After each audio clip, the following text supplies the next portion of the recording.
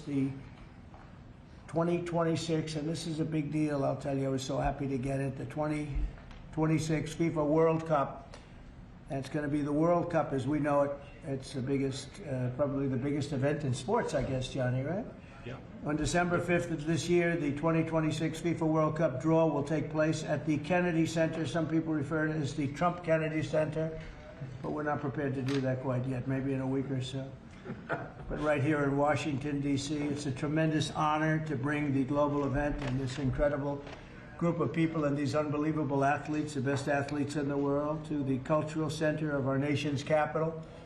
I just left the Kennedy Center. We're spending a lot of money wisely on making it really beautiful. It's going to be beautiful again. It's like Washington, D.C. We had, by the way, in Washington, D.C., we have the lowest crime numbers they've had in years.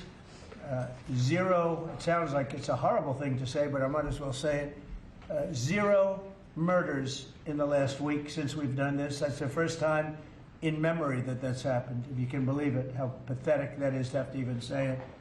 And I'm tired of listening to these people say how safe it was before we got here. It was unsafe. It was horrible. And Mayor Bowser better get her act straight or she won't be mayor very long, because we'll take it over with the federal government, run it like it's supposed to be run. The numbers were horrible. It was a crime-infested rat hole, and they do have a lot of rats. We're getting rid of them too, and we've made a lot of progress. And it was extremely unsafe, and now it's extremely safe. We had virtually no crime. The number was down 87%, and I'm trying to figure out where was the 13%, because I don't think it existed. The National Guard has been unbelievable, and they're working with the police.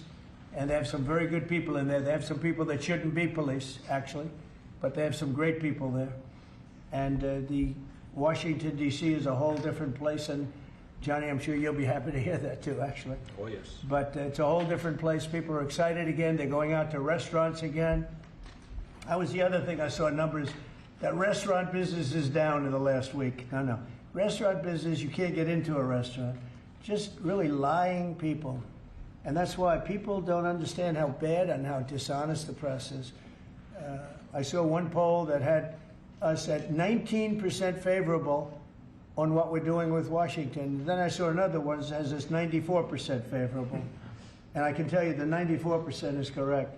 The others are fake, just fake news. They got to get their act together. So bad for our country, so sick actually. So Washington, D.C. is really doing unbelievably well.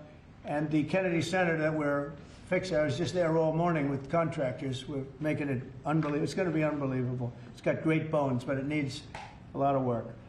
The World Cup draw will set up the group stage of competition. 48 teams will play in 104 games across 16 North American cities, from Seattle to Vancouver to Atlanta to Miami. It's going to be so exciting for our country. The 2026 FIFA World Cup will be one of the largest and most complex events. This will be one of the greatest events, one of the largest. In a way, it's like Johnny said it better. It's like having many Super Bowls in a short period of time. Because each one of these games essentially is a Super Bowl. Some of them are bigger than Super Bowls, actually. But they're essentially, each one of these games is like a Super Bowl. The 2026 FIFA World Cup will be the largest, most complex set of events in sports history. And the Kennedy Center will give it a phenomenal kickoff, and we'll be involved, and they'll be working over there for quite a bit of time. We have it all set that they can stay there for the big events, the big press conferences and everything else. And they'll be in a very safe capital. That'll be nice. You don't have to worry about walking down the street, Johnny, okay? Thank you. But you could handle yourself. I could. Okay. Already FIFA is projecting 6 million loyal fans will attend the World Cup events next year, and 6 billion more are going to be watching back home, and they think the $6 billion number is going to be actually a low number. And this will drive more than $30 billion into the U.S. economy and create 185,000 American jobs in a short period of time, too. No sporting event attracts more attention, more fans, more viewers, or more revenue than the FIFA World Cup. And again, I'll just say it's the World Cup, and it's the biggest thing there is in sports, and we have it. And I got it in my first administration, and I was really somewhat devastated, as devastated as I can be. I don't have time to get too devastated. I was very happy that today, as you saw, the group that does this, a government group, radical left group, announced that Trump was right took in $4 trillion worth of tariffs. That the $4 trillion are going to reduce the deficit by numbers far greater than they ever expected or heard of. And by the way, the stock market went up 1,000 points. That was as of 10 minutes ago. I can't tell you what happened. A lot of things happened.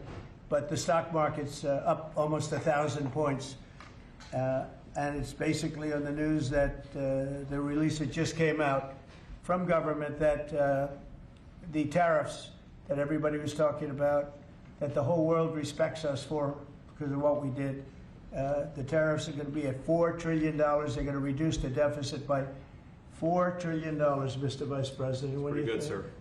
Too bad it's not 5, right? That's right. It's had a huge impact, and the stock market is way up.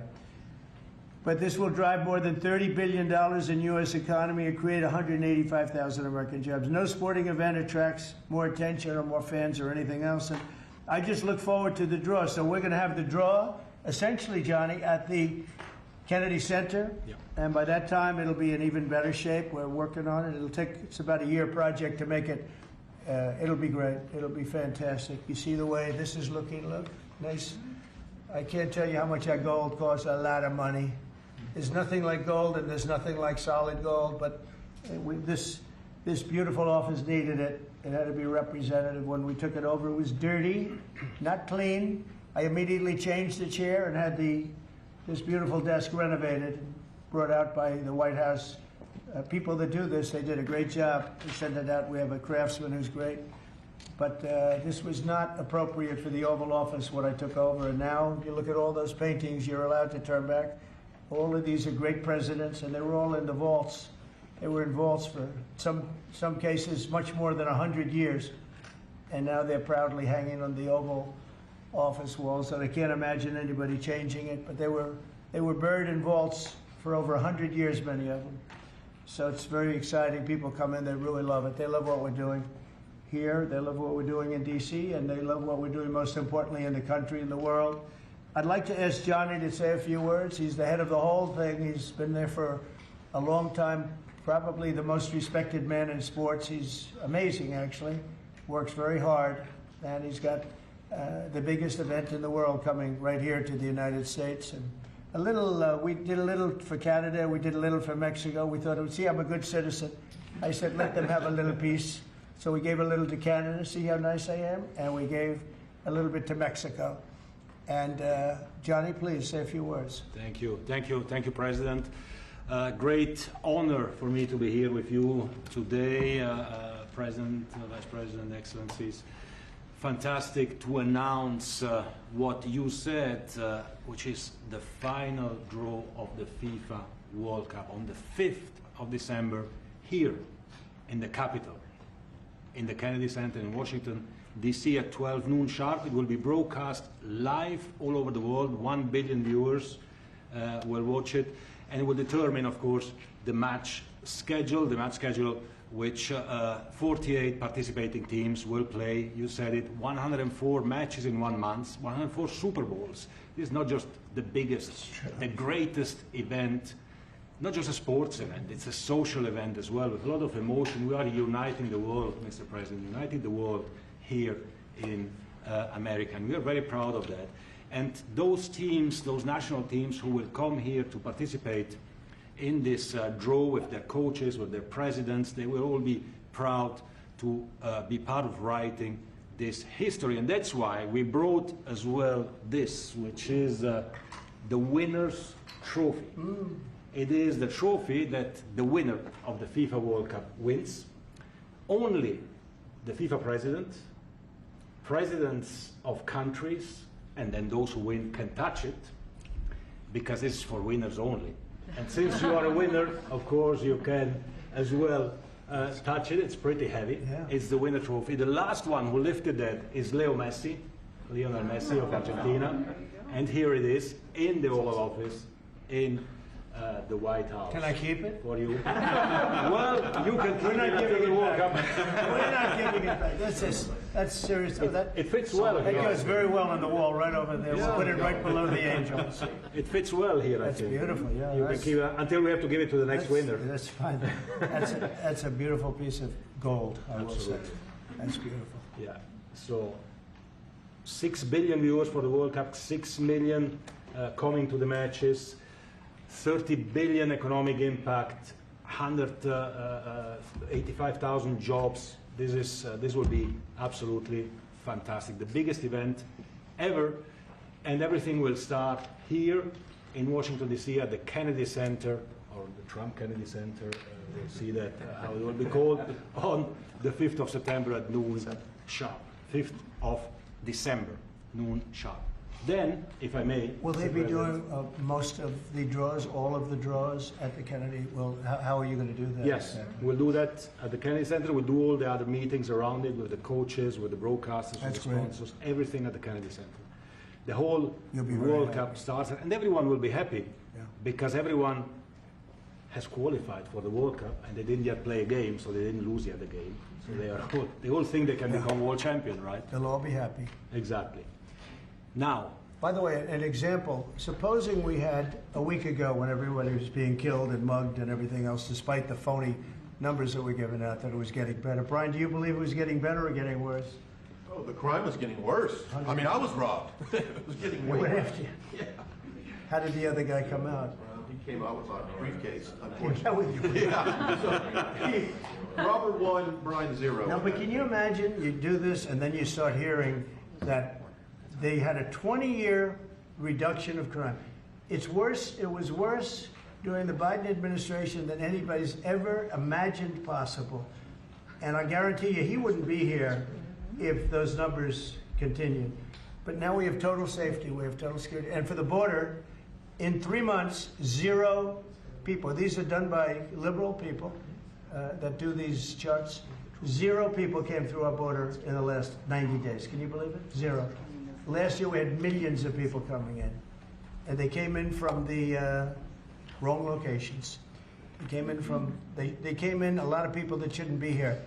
So now when we have this event in December, it's going to be very safe. Johnny, you can walk down the street with your beautiful wife. yeah. You can take her to dinner if you can get a reservation, which I doubt. They're all full, the restaurants. I know. They're all full. I heard that too. The restaurants aren't. The restaurants, since we are doing this, are doing great. And many new restaurants are going to open because, as you know, many closed. Yeah. Many restaurants closed because the crime was so bad.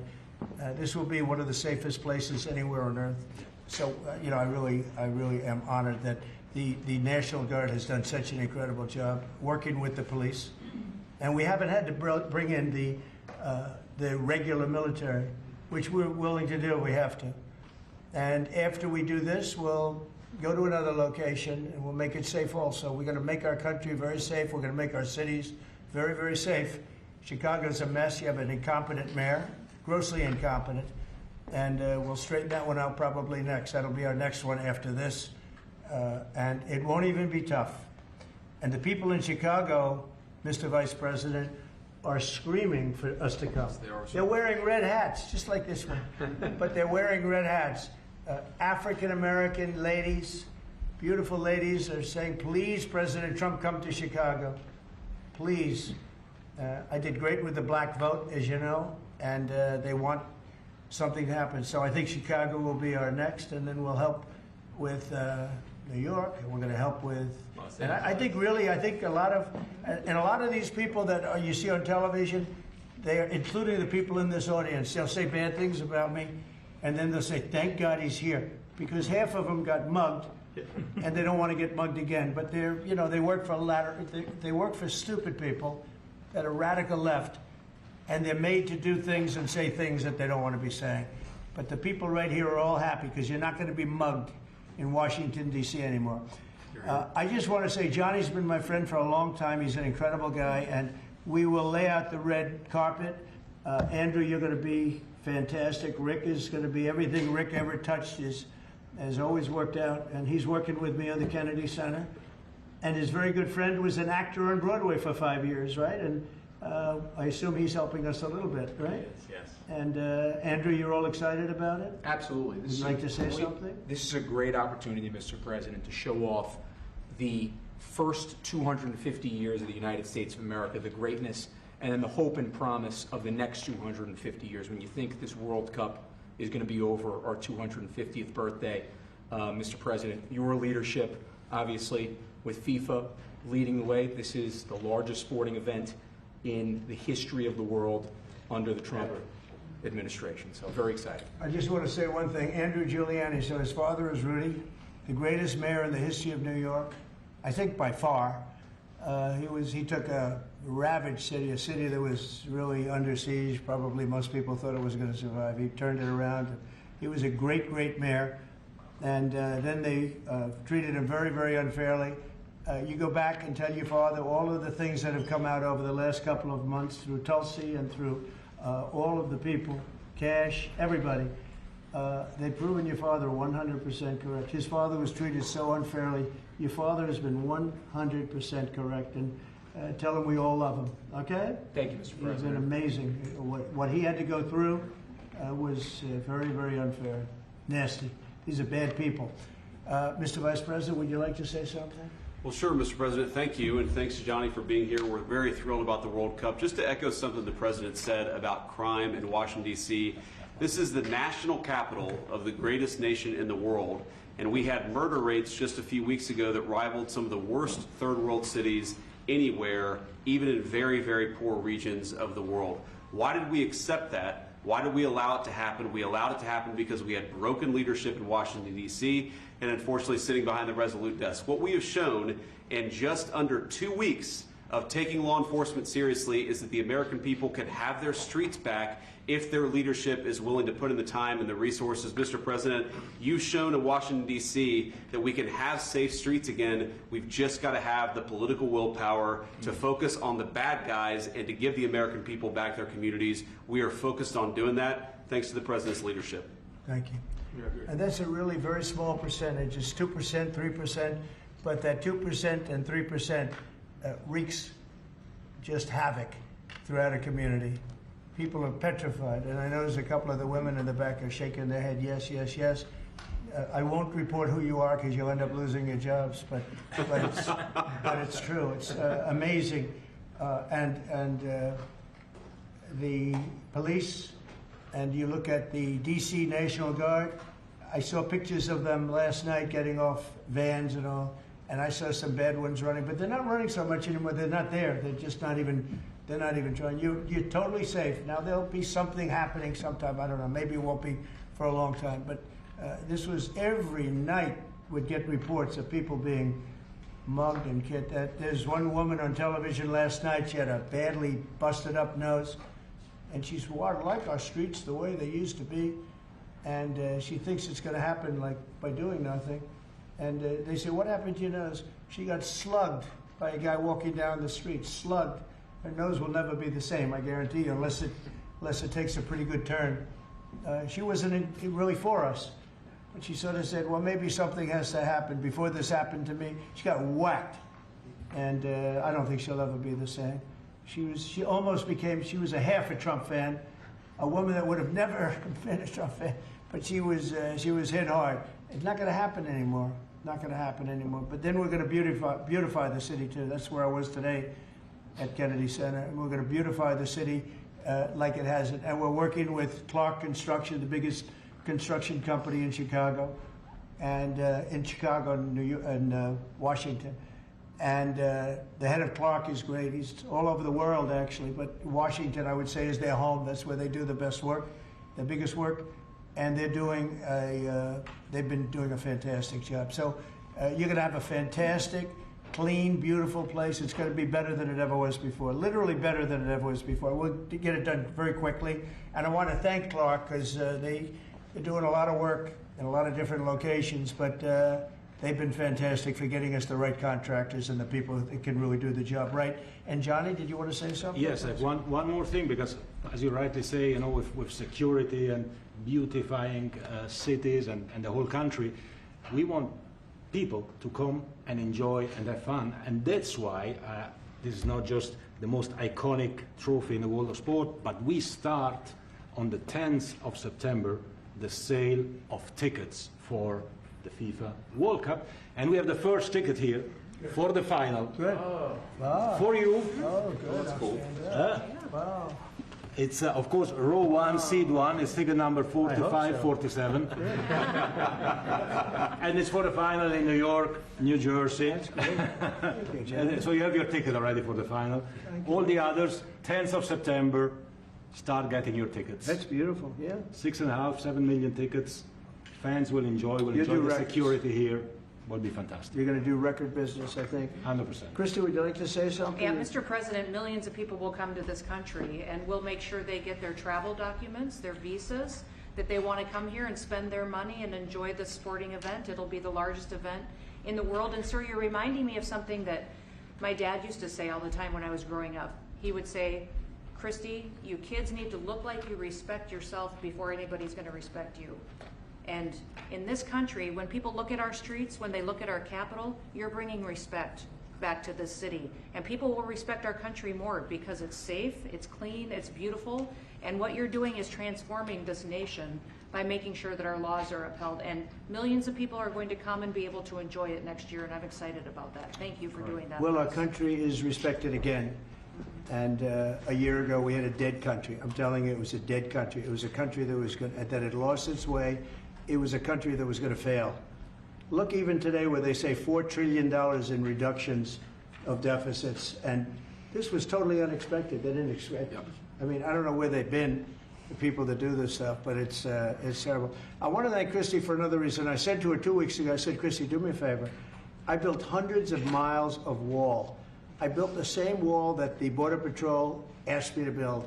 It wasn't my first choice. I wanted to do concrete plank and everything nice, but you wouldn't have been able to see through it. So I had Border Patrol in, and they tested everything else. And we gave them steel wall, high-grade steel, very hard to cut. Then we gave inside that is 9,000-pound concrete, which is a very tough concrete. Inside that is rebar, a big, fat piece of rebar. So you have all different materials that are very hard to cut, and you need different instruments to cut each one. And I said, Christy, we got to get a coat of paint on it. And I didn't know she was listening. But I said, we got to get a coat of paint, and it should be black, because black makes the steel very hot. It's untouchable. You could fry an egg on it. And if you got a good black, flat paint, it would look beautiful. It will preserve it from rust. And that was it. And I gave it to her along with 30 other things, and she's done such a good job on the border with Tom Holman and the group. Tom Holman's a fantastic guy, what the job he does, and the way they work together. So I turned on last night and I see Christie's painting the wall. And it looked beautiful, by the way, when that paint went over there. And it's hot. It's hot. Yes, it is. It's hot. If it's white, it's not hot. If it's black, it's going to be very hard to climb that sucker. It's not going to be easy. But it's black and a high quality black. You know, it really looked good. Yeah, we got Is the that going to paint be a you told us two-coat to. job or a one No, coat? just one coat. One coat. We good. used the paint you told me to buy. Yep. The Yep. two-coat will take place in 3 years from now. Right? We'll do the second coat. But it looks beautiful. But thank you very much. I didn't know you were listening to that, Absolutely. because we I'm talked always- about 7 different subjects, and all of a sudden I see her out there painting with a lot of painters and everything else. But it was a beautiful thing to say. Yep. Would you like to say something? You've been such a big part of this. Please. Well, just, Mr. President, we're delighted to be here today for this announcement, but we're also looking forward to having you at the final. Oh, yes. On July Oh, yes. 19th No, we'll be in New there. York, New Jersey. We're going to be there. A lot of people are going Thank to be you. there. A lot of people. I'd like to thank you all. Do you have any questions on FIFA, first of all? It's going to be a big event at the Kennedy Center. Do you intend to take part in it? Will you have a part to play on December 5th? I may play. I mean, I see the money that these soccer players, we call it soccer, but I see the money that these soccer players are making. I may try and play. I'm a very good athlete. My son is a very good athlete, and he's a good soccer player. He's on the tall side for soccer. He's 6'9". That's pretty tall, but That's pretty it's cool. on the tall side. He's good. It's on the tall side, but he's good. But no, I may put on shorts. I look extremely good in shorts and join the play. No, it's going to be a lot of fun. It's going to be good. Many foreigners who want to come to attend the event are concerned about the visa situation. Can you reassure them? Yeah, they're going to have a very easy time getting in. Certain countries are going to be very, very easy, and other countries are going to be obviously a little bit more difficult. Would you like to explain that, Christy? Yeah, absolutely. We have a process set up that we'll be implementing on getting visas approved. Everybody will be thoroughly vetted, but they'll be welcome to this country. It'll happen quickly, and we're excited for them to come. So I would hope that around the world people know that the United States is excited to bring their family here to enjoy this event.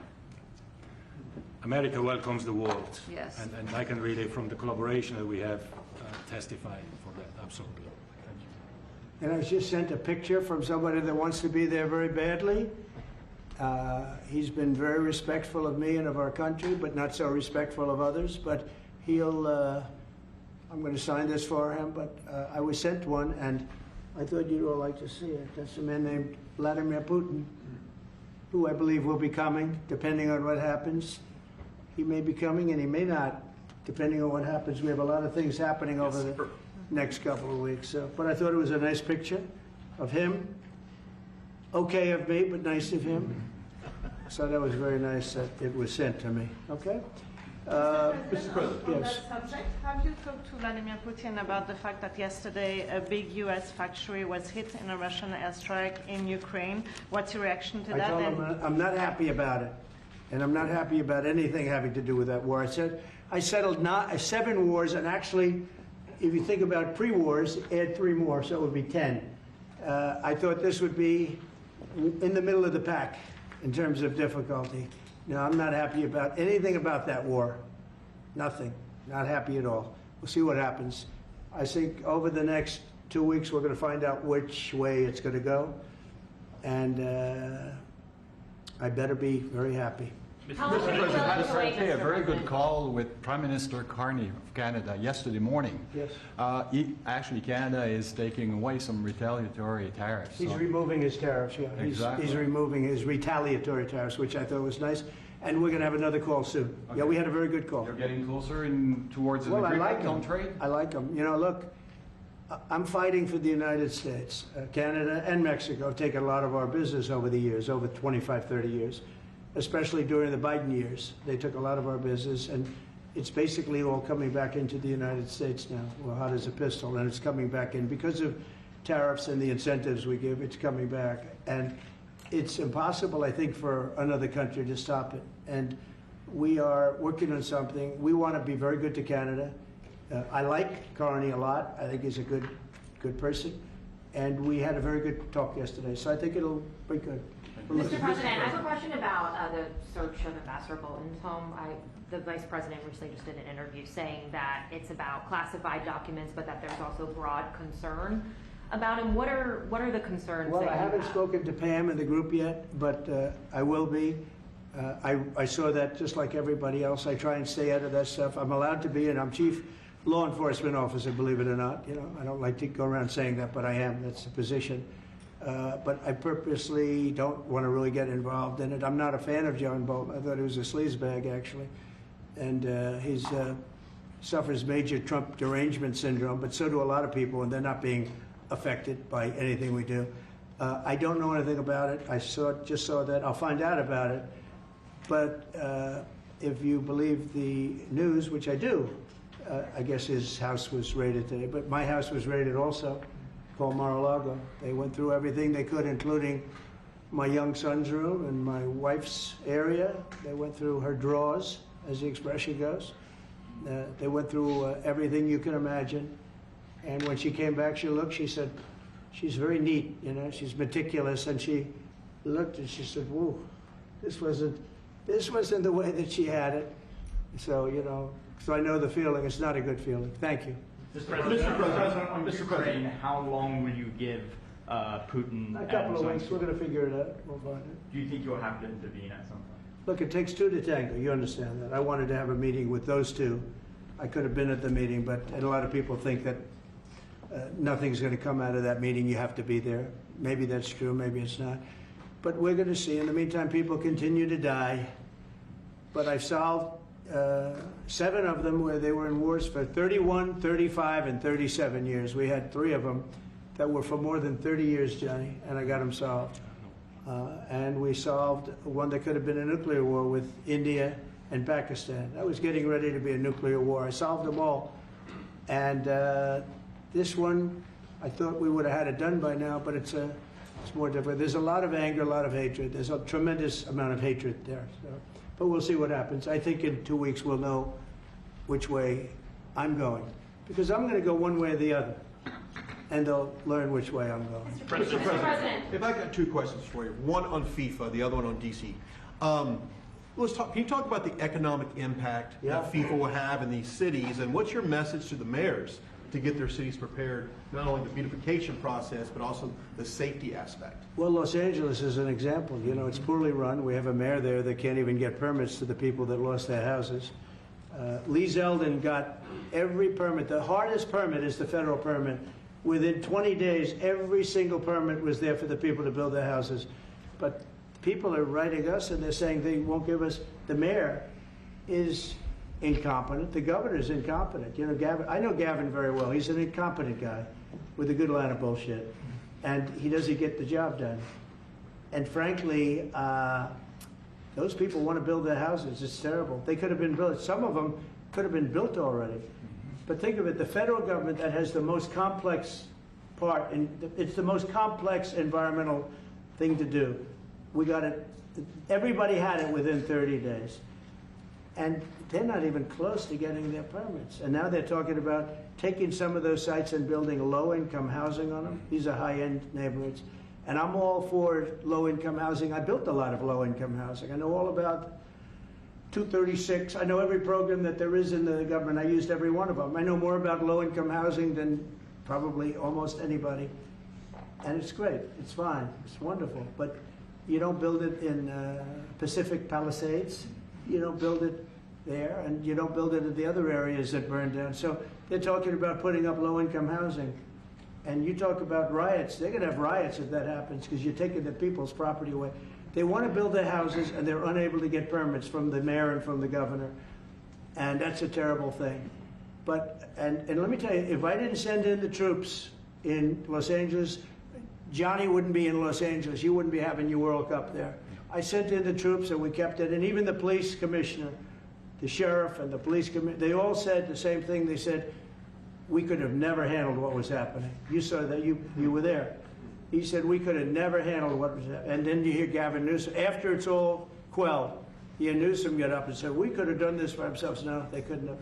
And if they could have, I wouldn't have taken the chance either. Okay, my second question is on crime prevention. Would you be open to expanding the national concealed carry to apply to D.C. like it does in other states like Texas? Yeah.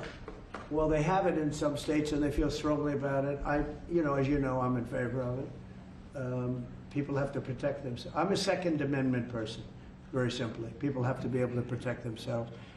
Especially like in Washington, you walk down the street, a guy comes up and slugs you. He's got a pistol in his hand. You can be tough, you can be in great shape, you can be a powerful person, or you can be a guy that weighs 100 pounds with a gun in your hand. Right. And I'll bet on the guy with the gun 100% of the time, right? And so you need protection. So I'm a Second Amendment person all the way. Yeah, please. President Trump, you said this morning that you were working with Congress to get $2 billion to help clean up DC. Have you had any conversations with Mike Johnson and John Thune about where they're going to get that money from? Which money? You said this morning that you're going to get $2 billion from Congress to help clean up DC. Yeah, I've spoken to Mike Johnson. I've spoken to John Thune, the Senate, the House, and I think it's going to be very easy to get. It's going to be not a lot of money. I wouldn't even know where to spend the number that you mentioned, but it's going to be money to beautify the city. Yeah, they're ready. Everybody wants to save D.C. In one way, it's the easiest. The violence was more than any other city in the country, actually, by far. It may have been more than any other city in the world. If you could think, we looked at some of the worst cities in the world, it was worse. And that's why it angers me to see the mayor saying about how they have it on the slide. Not on the slide, it was worse than ever. Yeah, we have no problem getting that money. That money will come out of Congress. I think it'll be even bipartisan. And is the plan I would imagine Democrats would vote for that one. Is the plan to get it before the September 30 spending deadline on the Hill? Well, I don't know if there is a deadline, because if I declare a national emergency, which this was, that ends the deadline. So, I keep seeing about a 30-day deadline, of which we have 22 days left or something. But if I think we're in great shape here, that's one thing. But if I don't, I'm going to just say it's a national emergency. And if I have a national emergency, I can keep the troops there as long as I want. If people are not going to want to have the troops in 30 days, it's one thing to get them out. It's another thing to keep them out for a long period of time. You've got to train people. You can't do this. You can't bop people over the head. And a lot of those people are in courts right now, going to court. They're going to go to jail for a long time. So that's going to take more than 30 days. But if I have to, I'll declare a national emergency, which I don't think I'll have to do. Yeah. Mr. President, Can I ask you about a question? You said in 2 weeks you'll know whether you go Yeah, one I think I'll way or know. the I other. think I'll know the attitude of Russia and, frankly, of Ukraine. It takes two. What are the 2 ways you can go at the end of 2 weeks then? Well, then I'm going to make a decision as to what we do, Or and it's going to be a very important decision. And that's whether or not it's massive sanctions or massive tariffs or both. Or do we do nothing and say it's your fight? Look, I would have never been in this war if I were president. You wouldn't have had this war. It was never going to happen. This was caused by stupid people that fought. And you know, people say, well, how do we know? Because for 4 years, it was never even a subject. And Vladimir knew, and you see his picture right here. It was nice that he sent, but Vladimir knew very strongly we wouldn't have stood for it. It wouldn't have happened. 100% wouldn't have happened, but it did happen. And now they're losing from 5 to 7 young kids. Think of it, you're a parent and your son is leaving. He's Russian or he's Ukrainian. And he's leaving and they're waving goodbye. Nice, beautiful kid. Nice crew cut, all set. He wants to be a soldier. And he goes there first week, he has his head blown off. And he's no different than you people, me.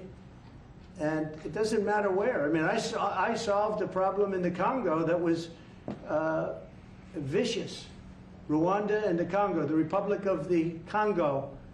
And they were fighting for 31 years, and it was machetes. People were getting their heads chopped off. That was going on for 31 years. I got it solved. You saw it. They came to the White House, we signed an agreement. It was amazing. People can't believe we got it done. I love to stop killing. I really do. People thought it would be just the opposite. Hillary Clinton said, oh, he'll get us into a war. No, I'm getting everybody else out of wars. Are you saying there's a real possibility then that you do nothing if Putin doesn't come to the table for a ceasefire or try to end the war? I'll see whose fault it is. If there are reasons why, I'll understand that. I know exactly what I'm doing. We're going to see whether or not they have a meeting. That'll be interesting to see. And if they don't, why didn't they have a meeting? Because I told them to have a meeting.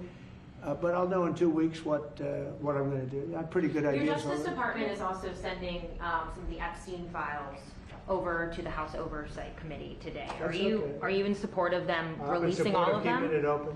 If they wanted to release, people shouldn't be hurt, but I'm in support of keeping it totally open. I couldn't care less. You got a lot of people that it could be mentioned in those files that don't deserve to be. You know, people, because he knew everybody in Palm Beach. I don't know anything about that, but I have said to Pam and everybody else, give them everything you can give them, because it's a Democrat hoax. It's just a hoax. The whole Epstein thing is a Democrat hoax. So we had the greatest 6 months, 7 months in the history of the presidency, and the Democrats don't know what to do, so they keep bringing up that stuff. But it affected them.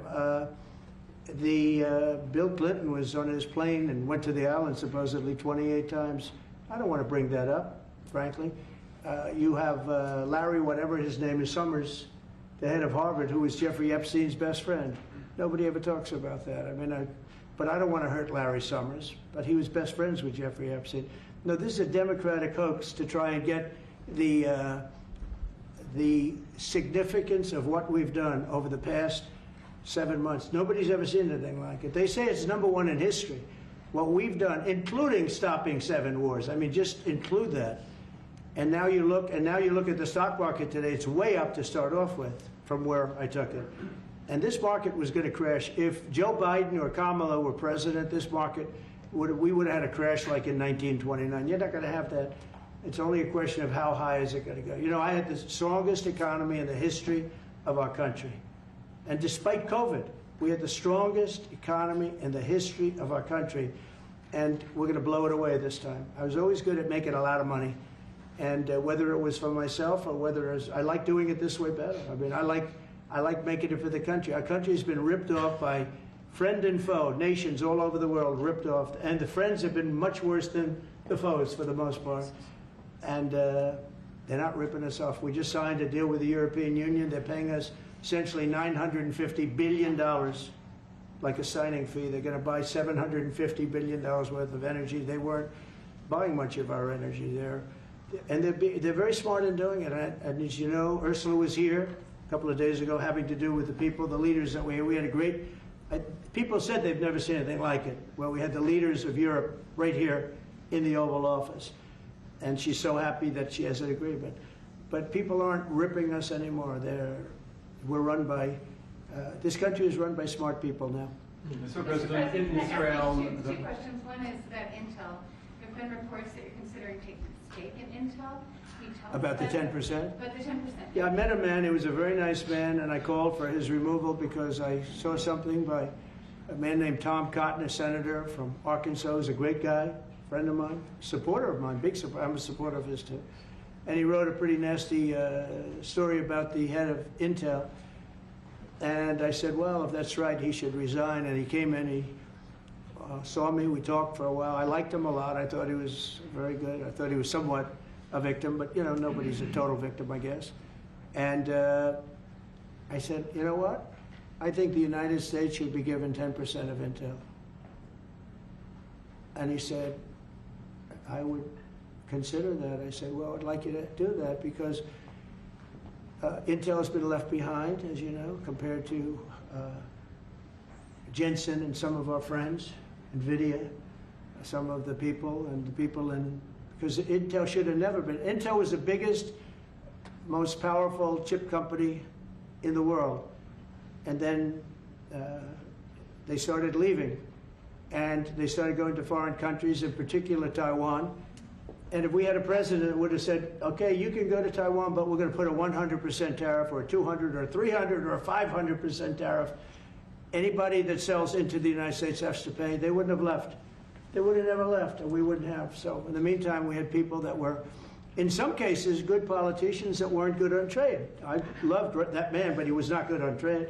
I totally disagreed. He allowed the car industry to be taken out of this country. We lost 50% of our car industry. But that's all coming back. It's all coming back. But if somebody would have said that with Intel, would be a giant right now. Now, with that, they've had some bad management over the years, and they got lost. And I said, I think you should pay us 10% of your company. And they said, yes. That's about $10 billion. I don't get it. This comes to the United States of America. And I said, I think it would be good having the United States as your partner. He agreed. And they've agreed to do it. And I think it's a great deal for them. And I think it's a great deal. He walked in wanting to keep his job, and he ended up giving us $10 billion for the United States. So we picked up $10 billion. And we do a lot of deals like that. I'll do more of them. If somebody has, like we have restrictive covenants with Jensen. We have, it's NVIDIA. And to unrestrict the covenant, nothing to do with losing our powers or military or anything, because that I wouldn't do. But there are things you can do that don't affect us, that actually help us. And if we're going to give somebody a restricted covenant, we have a strong restrictive covenant on certain industries.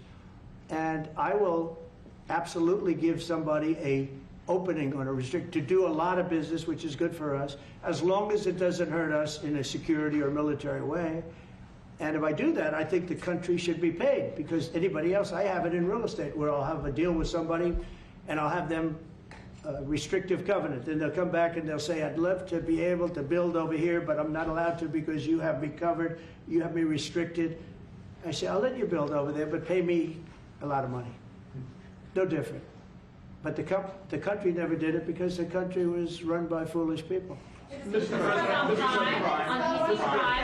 Chicago might be next. Yeah, Chicago might be next. Are you making, have there been concrete steps that the administration is taking No, to do that? I Or what are haven't other cities as I well? haven't spoken to the mayor. He's grossly incompetent. I haven't spoken to the mayor. No, when we're ready, we'll go in and we'll straighten out Chicago, just like we did D.C.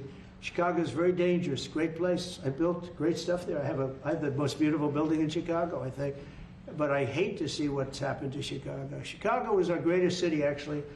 Bob Tisch, a great friend of mine, passed away. He used to own the Giants and very successful Lowe's. He said Chicago, I think they had their main office in Chicago. He said Chicago and San Francisco are the two greatest cities in the world. Now you look at what the Democrats have done to San Francisco. They've destroyed it. I own a big chunk of the Bank of America building in San Francisco. And, you know, it's just different. We can clean that up too. We'll clean that one up too. No, if everything works out, and we've already had calls from other cities, quiet calls from Democrats we'd love you to come here, because they've lost control of themselves. I'm not going to say, because I don't want them to lose their elections. But we've had calls from Democrats and calls from people generally. We'd love you to come here, because we'll straighten out the problems. In Israel, the families of hostages in Israel, families of hostages are opposed to the reoccupying of Gaza. Why is the U.S. still Well, not supporting all of them. And you have to understand, I'm the one that got all of the hostages out. You got a lot of people out. If it wasn't for me, they wouldn't be out. I worked with Bibi and I worked with Steve Witkoff. But if it wasn't for me, you would have all these hostages would most likely be dead right now, every one of them. So they all come up here. They come in groups of 10, 12, 13, and many of them, and I've gotten to know a lot of them. They're great people. What they had to go through is incredible. But so now they have 20, but the 20 is actually probably not 20 because a couple maybe aren't around any longer. It's a terrible thing. No, I don't like anymore. I said, you know, when you get down to 20, they're not going to make deals anymore. And they didn't. And then I put out a statement, as you know, that was a tough statement, go in and get them. And they said, we'll give you 10, we'll give you 10. I don't know what Israel's doing, but they were willing now immediately to give us another 10. The situation has to end. It's extortion and it has to end. And we'll see what happens. I actually think they're safer in many ways if you went in and you really went in fast and you did it. And people can't forget October 7th, remember that. I'm friendly with all groups. I won the Arab vote in Michigan. I did so great with the Arab vote, remember? I started off at 0, I ended up winning.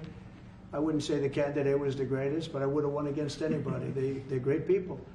But we have to do things properly. And you know, I'm very proud to say I got the hostages out. You have hundreds of people that are living now because of me. And now we have that final little group of people. And Hamas knows that if they give them, that's probably the end of their lives.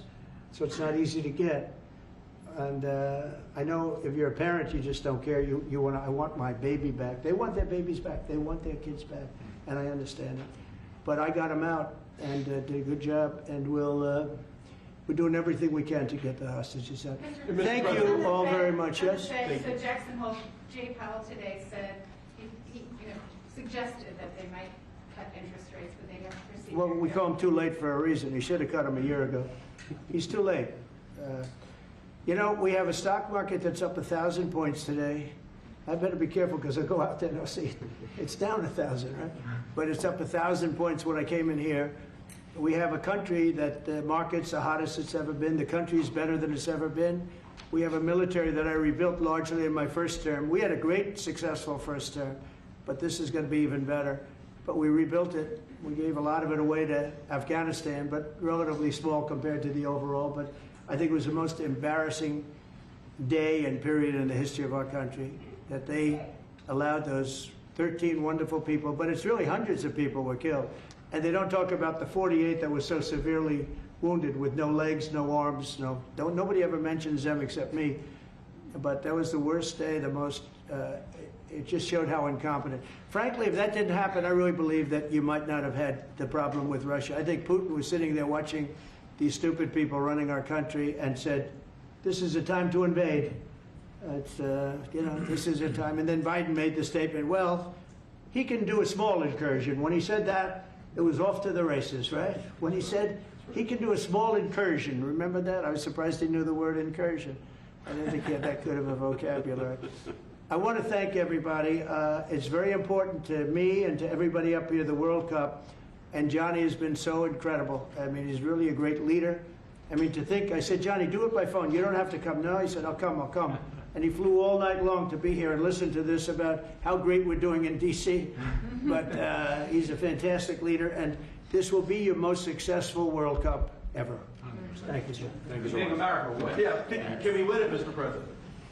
I don't know. That's I watch some of those teams go right. They go down that field. I don't know. But let me ask you: what chance does America have of winning? Well, the home team always has a good chance to win. It depends See, how he's it a good starts. diplomat. No, but it has some good We have a players. shot. We have a- yeah, we have of a course. chance. Of course, you have a chance.